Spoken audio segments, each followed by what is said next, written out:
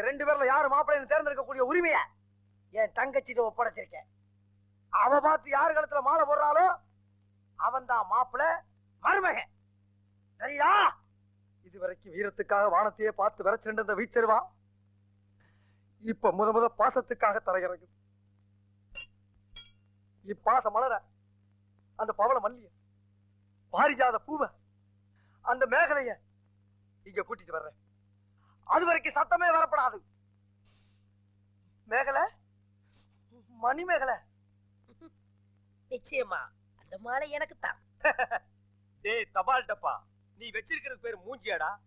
இந்த தபால் டப்பா கழுத்துல ஒரு மாலை விழுகுதுன்னா அது நீ செத்ததுக்கு அப்புறம் தான். அத நல்லா நீ ஞாபகத்துல வச்சுக்க. அக்கா பொண்ணு வருது.